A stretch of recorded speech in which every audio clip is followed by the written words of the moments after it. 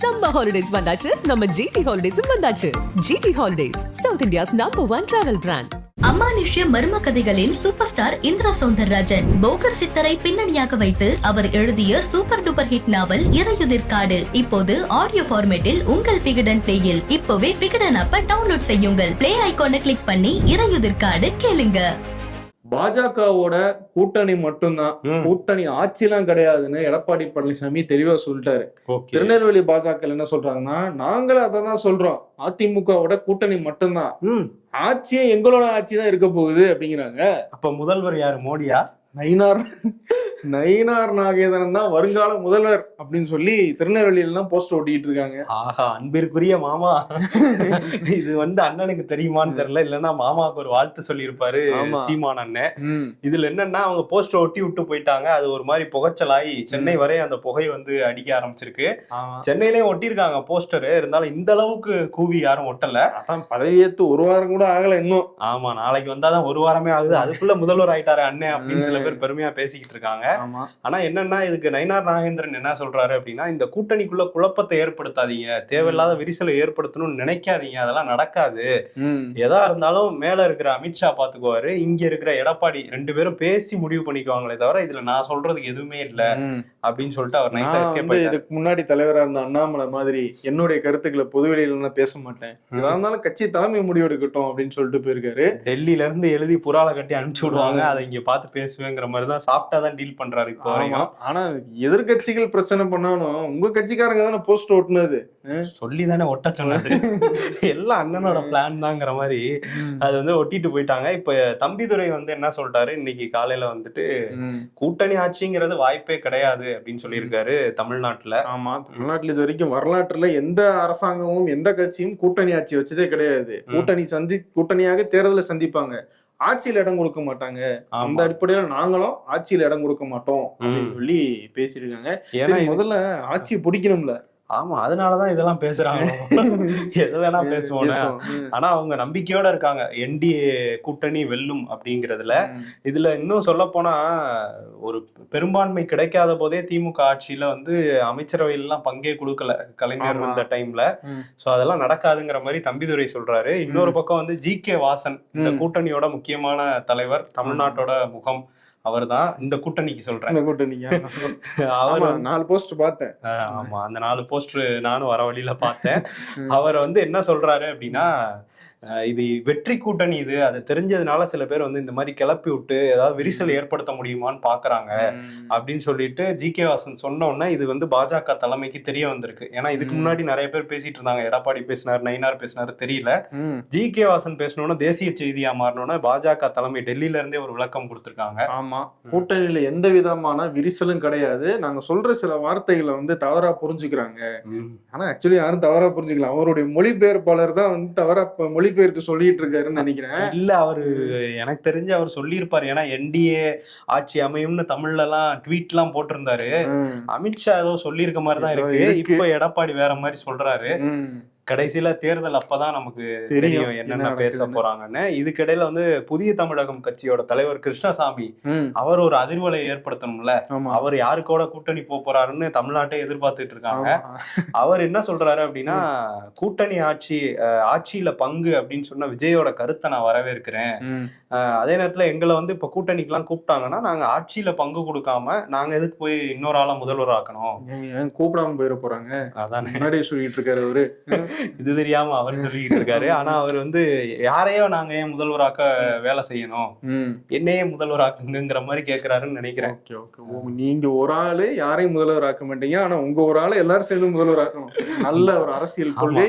ஆனா அவர் முதல்வர் ஆக்குங்கன்னு கேட்கல, பட் எங்களுக்கு ஆட்சியில பங்கு, மந்திரி சபையில எங்களுக்கு பங்கு இருந்தா நாங்க கூட்டணி வைப்போங்கிற ரேஞ்சில பேசியிருக்காரு.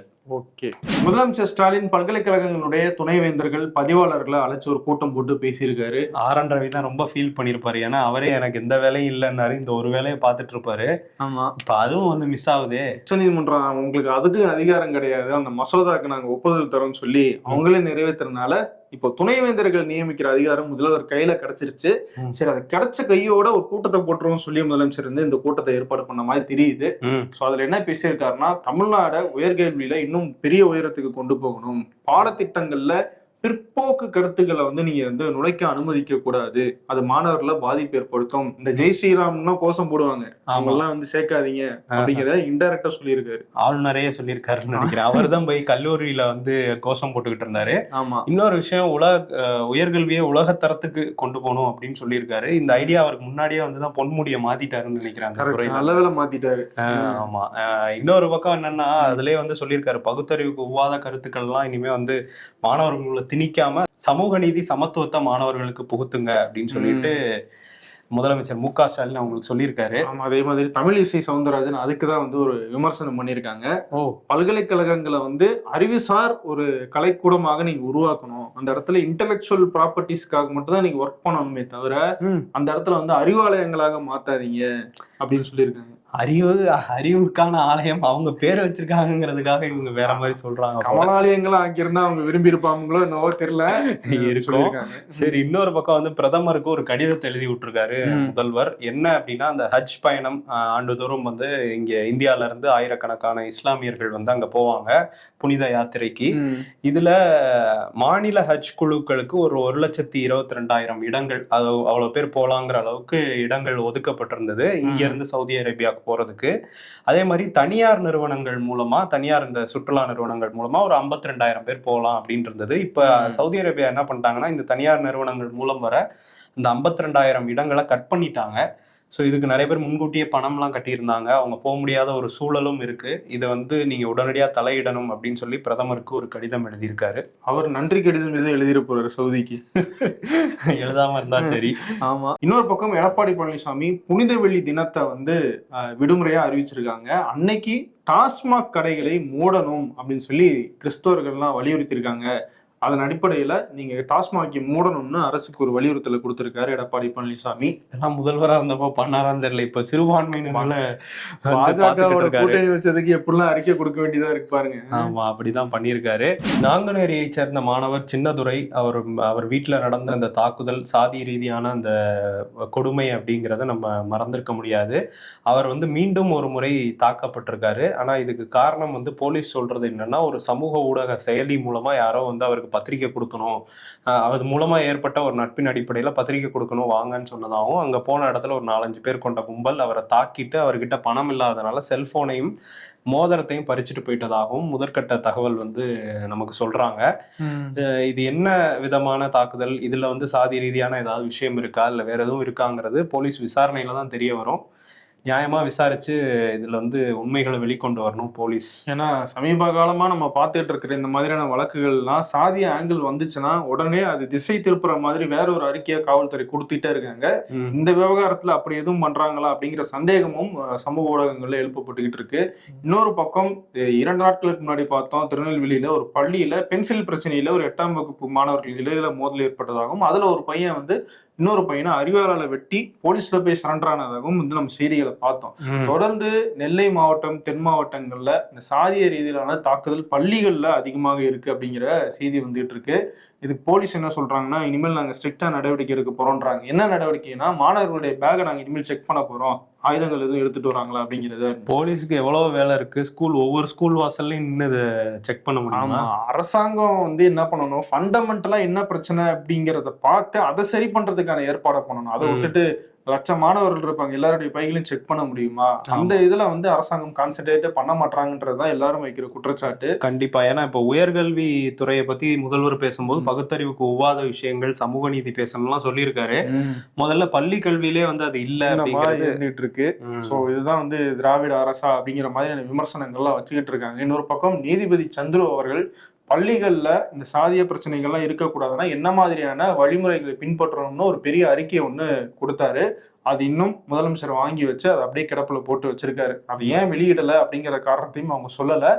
விரைவில் வெளியிடுவோன்ற மாதிரியான தகவல்லாம் சொல்றாங்க, ஆனா எப்போ அப்படிங்கிறது தெரியல. ஆமா, அதை நடைமுறைப்படுத்தணும் அப்படிங்கிறதும் இருக்கு. இதுக்கிடையில உயர்நீதிமன்றத்துல இருந்து வந்த ஒரு உத்தரவும் வந்து பேசுபொருளா மாறி இருக்கு. ஆமா, பள்ளிகள்ல இருக்கிற சாதி பெயர்கள் நீக்கப்பட வேண்டும் அப்படின்னு சொல்லியிருக்காங்க. அது அனைத்து சாதிகளும், அரசு பள்ளிகள்லயுமே சில வந்து சாதி அடிப்படையிலான பெயர்கள் இருக்கு, எல்லாத்தையுமே 4 வாரங்களுக்குள்ள நீக்கணும். அப்படி நீக்கலன்னா அந்த பள்ளிகளுடைய அங்கீகாரங்களை ரத்து செய்யற அளவுக்கு நீங்க நடவடிக்கை எடுக்கலாம் அப்படிங்கிற உத்தரவை உயர்நீதிமன்றம் கொடுத்திருக்காங்க. நாம் தமிழர் கட்சியோட ஒருங்கிணைப்பாளர் சீமான் அவருக்கு எதிராக ஒரு வழக்கு வந்து உயர்நீதிமன்றத்துல போட்டிருந்தாங்க. என்னன்னா நீதித்துறையே அவமதிச்சிட்டாரு அப்படின்னு சொல்லி ஒரு பேட்டியில பேசினதை வச்சு அந்த வழக்கு வந்து போடப்பட்டிருந்துச்சு. அந்த வழக்குல வந்து இப்ப என்ன சொல்லியிருக்காங்க உயர்நீதிமன்றம் அப்படின்னா, சீமான் வந்து பேசுனதுக்காக, அவர் பேசின பேச்சுகளுக்காக வழக்கு போடணும்னு 100 வழக்கு மேல போடலாம் அப்படின்னு சொல்லிட்டு அந்த மனுதாரரை பார்த்து ஒரு கேள்வியும் கேட்டிருக்காங்க. நீங்க என்ன 20 வருஷமா அவர் பேசுனதெல்லாம் பார்த்ததே இல்லையா, இன்னைக்குதான் முதல் முறையா பாக்குறீங்களா அப்படின்னு சொல்லி சீமானை விமர்சிச்சிருக்காங்க. அதே நேரத்துல அவருக்கும் ஒரு கேள்வி கேட்டிருக்காங்க. இந்த வழக்கை வந்து அடுத்த மாசத்துக்கு தள்ளி வச்சிருக்காங்க. நீதிமன்றம் கிளாஸ் எடுத்திருக்கு இப்படி அரசியல் நடந்துகிட்டு இருக்குன்ட்டு. ஆமா, அது பக்கம் இன்னொரு பக்கம் அமலாக்கத்துறையும் நீதிமன்றத்துல போய் பேசிட்டு இருக்காங்க. ஆமா, அமலாக்கத்துறை வந்து இந்த டாஸ்மாக் ரெய்டு சமீபத்தில் நடந்துச்சுல, அதை எதிர்த்து டாஸ்மாக் தரப்புல ஒரு வழக்கு தொடரப்பட்டிருக்கு. ஏன்னா வந்து அவங்க விதிகளை மீறி வந்து ரெய்டு பண்ணாங்க, எந்த ஆதாரத்தின் அடிப்படையில் ரெய்டு பண்ணாங்கன்னு பல்வேறு கேள்விகளை டாஸ்மாக் தரப்புல வைக்கப்பட்டுச்சு. அதுக்கு அமலாக்கத்துறை சார்புல வந்து பதில் வைக்கப்பட்டுச்சு. நாங்க ஆல்ரெடி இங்க லஞ்ச ஒழிப்புத்துறை பதிவு செஞ்ச எஃப்ஐஆர்களின் அடிப்படையில தான் நாங்க ஒரு எஃப்ஐஆர் பதிவு பண்ணி இந்த விசாரணைகளை மேற்கொண்டிருக்கோம் சொல்லி அந்த எஃப்ஐஆர்களை எல்லாம் சீல் பண்ண கவர்ல நீதிபதிகள்கிட்ட கொடுத்திருக்காங்க. அது மட்டும் இல்ல, 1000 கோடி ரூபாய் அளவுக்கு டாஸ்மாக் நிர்வாகத்துல முறைகேடு நடந்ததுக்கான ஆதாரங்கள் கண்டுபிடிக்கப்பட்டிருக்கு. அதனால இந்த வழக்கம் வந்து தொடர்ந்து விசாரிக்க அனுமதிக்கணும்னு அவங்க ஒரு வாதத்தை கொடுத்திருக்காங்க. ஓகே, இன்னொரு வழக்குமே வந்து உயர்நீதிமன்றத்துல போடப்பட்டிருந்துச்சு. விவசாய சங்கங்கள் சார்பில் எல்லாம் போட்டிருந்தாங்க. என்ன அப்படின்னா, தர்பூசணி அதுல வந்து ரசாயனம் இருக்கு அப்படின்னு சொல்லிட்டு சதீஷ்குமார்ங்கிற உணவு பாதுகாப்புத்துறை அதிகாரியா அப்ப இருந்தாரு. அவர் ஒரு விஷயத்த கிளப்பி விட அது பயங்கர வைரலா பரவி இப்ப வந்து பெரிய ஒரு இழப்பு ஏற்பட்டிருக்குன்னு சொல்லி நீதிமன்றத்தை நாடி இருந்தாங்க விவசாய சங்கம். அதுலதான் வந்து இந்த கருத்து ஒண்ணு சொல்லியிருக்காங்க. தமிழ்நாடு அரசு அங்க வந்து மனுவா தாக்கல் பண்ணியிருக்காங்க. என்ன அப்படின்னா, நாங்க ஆராய்ச்சி எல்லாம் பண்ணோம், இதுல வந்து எங்கேயுமே கலப்படம் இல்ல, தர்பூசணி பழத்துல எந்த கலப்படமும் இல்ல அப்படிங்கறது எங்களுக்கு தெரிய வந்திருக்கு அப்படின்னு சொல்லியிருக்காங்க. ஒரே ஒரு கலப்படமா இருந்த அதிகாரியை நாங்க வேற துறைக்கு மாத்திட்டோம் அப்படிங்கறது சொன்னாங்களா? ஆமா, அவரே ரொம்ப நெருக்கடி கொடுத்ததுக்கு அப்புறம் தான் மாத்தினாங்க, அது வேற கதை. இப்ப நீதிமன்றம் என்ன சொல்லியிருக்காங்கன்னா, அந்த அதிகாரி சதீஷ்குமார் வந்து நேரடியா விளக்கம் கொடுக்கணும், அவர் ஏன் இப்படி சொன்னாரு அப்படின்னு சொல்லிட்டு அந்த வழக்கையும் தள்ளி வச்சிருக்காங்க. ஓகே, வக்பு வாரிய திருத்த சட்டம் சமீபத்துல நாடாளுமன்றத்துல நிறைவேற்றப்பட்டுச்சு. அந்த சட்டத்தை எதிர்த்து இந்தியா முழுக்க பல்வேறு வழக்குகள் வந்து தாக்கல் செய்யப்பட்டுச்சு. அதையெல்லாம் ஒன்றிணைச்சு உச்சநீதிமன்றம் விசாரிச்சாங்க.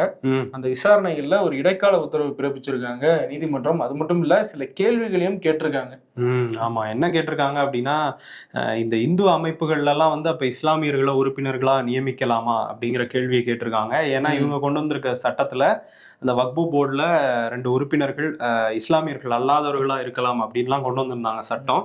இப்ப எல்லாத்தையும் விசாரிச்சு இன்னைக்கு ஒரு இடைக்கால உத்தரவு 1 வாரத்துக்கு போட்டு வச்சிருக்காங்க. என்ன அப்படின்னா, அந்த இஸ்லாமியர்கள் அல்லாத உறுப்பினர்கள் நியமிக்கலாம் அப்படிங்கிறத வந்து நிறுத்தி வச்சிருக்காங்க.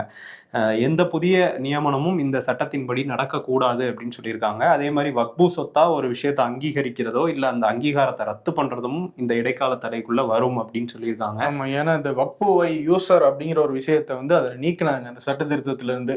அது எப்படின்னா, ஒரு பிரிட்டிஷ் காலத்துல இருந்தே வந்து ஒரு வக்புவினுடைய சொத்து அப்படின்னு வாய் வழியாக சில சொத்துக்கள் பயன்படுத்தப்பட்டுக்கிட்டே வரும். அப்பெல்லாம் வந்து அந்த டாக்குமெண்டேஷன் கிடையாது, அந்த டிரான்ஸ்பர் எல்லாம் இருக்காது. அதனால அந்த சொத்துக்களை இது இஸ்லாமியர்கள் பயன்படுத்துறாங்க, வக்பு நிலமாக பயன்படுத்தப்படுது அப்படிங்கிற அடிப்படையில அது வக்பு சொத்தாவே நீடிக்கும். இப்போ அதுக்கெல்லாம் ஆவணங்கள் கொடுத்து நீங்க ரெஜிஸ்டர் பண்ணுங்க அப்படின்னு சொல்லி சட்டத்தை மாத்திருக்காங்க. அப்போ பிரிட்டிஷ் காலத்துல பண்ணதுக்கெல்லாம் எங்க போறது ஆவணம் அப்படிங்கிறது தான் எதிர்த்தரப்புல வச்ச வாதம். அதனால அதுக்கும் மத்திய அரசு பதில் சொல்ற வரைக்கும் நிறுத்தி வச்சிருக்காங்க. இந்த சைடு வந்து அரசுக்காக எப்போதும் போல துஷார் மேத்தா வந்து வாதாடினாரு. எதிர்த்தரப்புக்கு கபில் சிபில், அபிஷேக் சிங்வி அவங்க எல்லாம் வாதாடினாங்க. அபிஷேக் சிங்வி வந்து விஜய் சார்பில் தாவேக்கா போட்டிருந்தாங்கல்ல, அவரை வந்து ஹையர் பண்ணி அங்க வாதாட வச்சிருக்காங்க. அதுதான் வந்து என்ன சொல்றாங்கன்னா, தாவேக்கால இருந்து இது தாவேக்காவுக்கு கிடைத்த வெற்றி அப்படின்னு சொல்லி ஆதவ் அர்ஜுனா டெல்லியில இருந்து சொல்லிட்டு இருக்காரு. மொத்தம் 100 வழக்கு மேல போட்டிருக்காங்க. அபிஷேக் சிங்வி தான் வாதம் வச்சாரு. அதை கேட்டுட்டு தான் ஜட்ஜி முடிவு பண்ணாரு. அபிஷேக் சிங்விக்கு நீங்க ஃபீஸ் மட்டும் தான் நீங்க தரீங்க. ஆமா, அவர் காங்கிரஸ் எம்பி வேற. ஆமா, தாவேக்கா வந்து அவரை தான் ரொம்ப தேடி போய் பிடிச்சிருக்காங்க. தாவேக்காவும் காங்கிரஸும் சேர்ந்து வெற்றியை பிரிச்சுக்கிறாங்களா? பிரிச்சுப்பாங்களான்னு தெரியல. ஏன்னா அவர் ஃபீஸ் வாங்கிட்டாரு, அவர் அங்க வக்கீலா தானே இருப்பாரு, காங்கிரஸ்காரரா இருக்க மாட்டாரு. சரி, இந்த வழக்குகள் ஒரு பக்கம் இருக்க, மகாராஷ்டிரால இருந்து ஒரு இந்த தேசிய கல்விக் கொள்கை ஒரு பெரிய சர்ச்சையா போயிட்டு இருந்துச்சுல்ல. அதுல வந்து நாங்க ஒரு விஷயம் பண்றோம்னா அவங்க பண்ணிருக்காங்க மகாராஷ்டிரா அரசு. முன்னாடி என்ன சொன்னாங்க, 3வது மொழியா ஹிந்தி தான் படிக்கணும்னு இல்ல, நீங்க எதை வேணா படிக்கலாம், தெலுங்கு படிக்கலாம், கன்னடம் படிக்கலாம், தமிழ் படிக்கலாம், தமிழ் அங்க மகாராஷ்டிரா அங்க அது வந்து இப்போ வந்து என்ன ஒரு அரசு ஆணை பிறப்பிச்சிருக்காங்கன்னா 1ஆவதுல இருந்து 5ஆவது வரையும் கட்டாயமா 3ஆவது மொழி ஹிந்தி தான் அப்படின்ட்டு இருக்காங்க.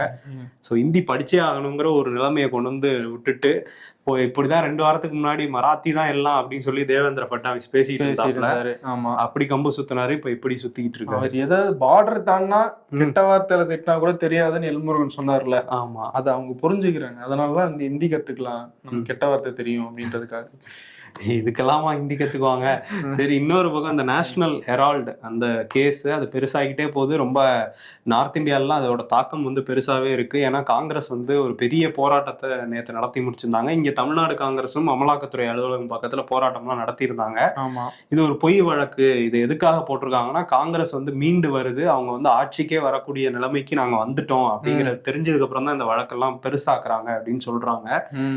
ஸோ ராகுல் சோனியா வந்து அரெஸ்ட் பண்ண பாக்குறாங்க அப்படின்லாம் சொல்லி ரொம்ப கோவமா கொந்தளிச்சிட்டு இருக்காங்க காங்கிரஸ். ஏற்கனவே பல மணி நேரம் விசாரணை கடந்த ஆட்சியில இருந்த போதே நடந்துச்சு. ராகுல் காந்தியும் சோனியா காந்தியும் உட்கார வச்சு விசாரணை எல்லாம் பண்ணாங்க.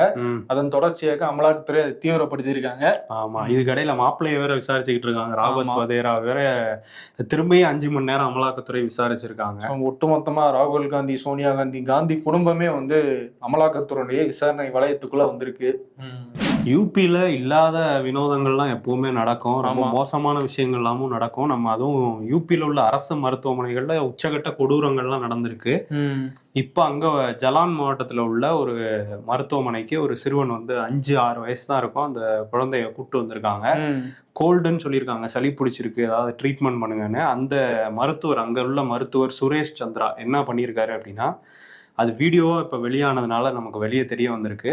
அவர் இவ்வளவு நாள் என்ன பண்ணிட்டு இருந்தாருன்னு தெரியல. இப்ப பண்ணதுல சிக்கியிருக்காரு. அந்த குழந்தையோட வாயில ஒரு சிகரெட்டை வச்சு அதை பத்த வேற வைக்கிறாரு. பத்த வச்சு இதை வச்சா கோல்டு சரியாயிடும், உள்ள இழுன்றாரு. அந்த பையனுக்கு இழுக்க முடியலன்னு இவர் எடுத்து இழுத்து காட்டுறாரு. இந்த கொடுமையை வீடியோ வந்ததுக்கு அப்புறம் இதை பார்த்துட்டு பெரிய சர்ச்சையா மாறினோன்னு இந்த மாவட்ட சுகாதாரத்துறை அதிகாரிகள் வந்து இப்ப அவரை வந்து டிரான்ஸ்பர் பண்ணிட்டோம், நாங்க விசாரணை நடத்தி துறை ரீதியா நடவடிக்கை எடுப்போம் அப்படின்ற. முதல்ல ஒரு மருத்துவரான விசாரணை நடத்தணும், டிரான்ஸ்பர் பண்றதெல்லாம் அடுத்து இல்லாம பண்ணுவாங்க. இப்படிதான் நிறைய மோசமான சம்பவங்கள் அங்க நடந்துகிட்டு இருக்கு யூபியில.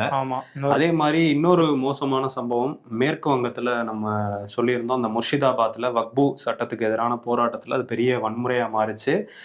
ஒரு தகவல் வந்து டெல்லியில இருந்து ஓடிட்டு இருந்தது. என்ன அப்படின்னா, வங்கதேசத்துல இருந்து வந்தவங்க தான் உள்ள புகுந்து வந்து இந்த மாதிரி ஒரு கலவரத்தை பண்ணிட்டாங்க அப்படிங்கிற ஒரு விஷயம் இருந்தது.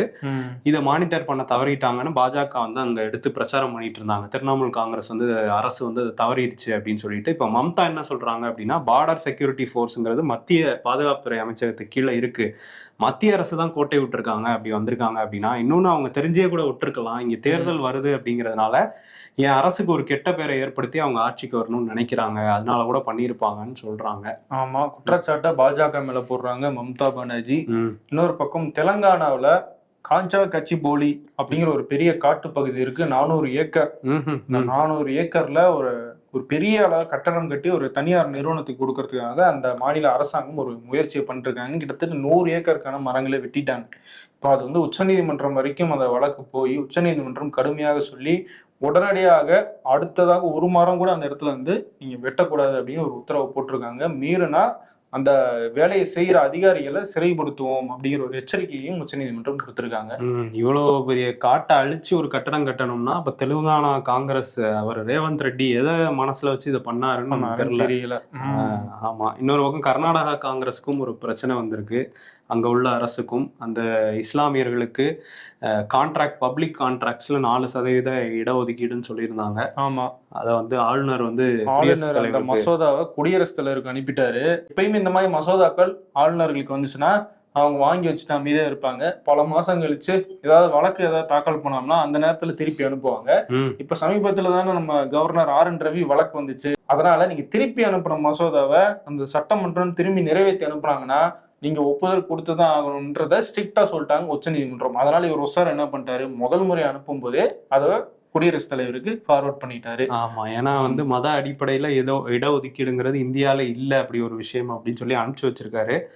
குடியரசுத் தலைவர் என்ன பண்றாங்கன்னு பார்ப்போம். அவங்க என்ன பண்ணுவாங்க, மத்திய அரசு சொல்றதுதான் செய்வாங்க. அமெரிக்காவோட துணை அதிபர் ஜேடி வான்ஸ் அவரோட மனைவி உஷா வான்ஸ் 2 பேரும் வந்து இந்தியாவுக்கு வரப்போறாங்க. அவர் ஃபேமிலியோட வராரு.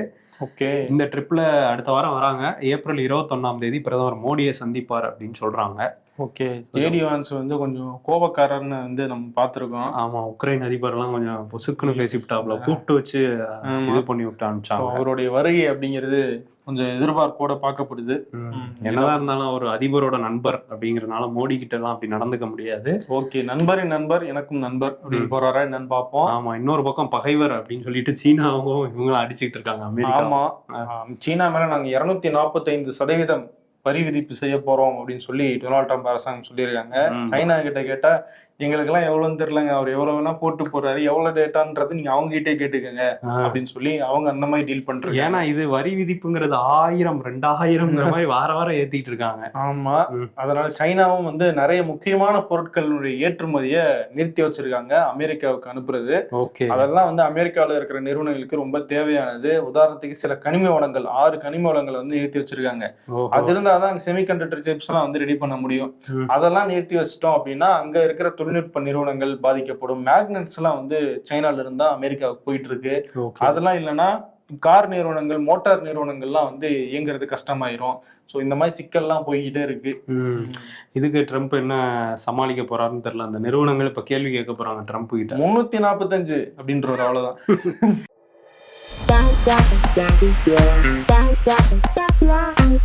சம்மர்ல ஃபேன் சொல்லுதான் வேகமா சுத்த தெரியாது மேடம் அப்படின்னு. மேடம் இது நடிப்பு மேடம், குளிர்காலம் வரட்டும் சும்மா சில்லு சில்லுன்னு சுத்துவோம் மேடம்னு மக்கள் சொல்ற மாதிரி போட்டிருக்காங்க. சர்ச் பண்ணது வந்தா பரவாயில்ல, மனசுல நினைச்சதெல்லாம் எப்படி அட்வர்டைஸ்மெண்டா வருது. ஆமா, எதுவும் பேச விட மாட்டாங்க.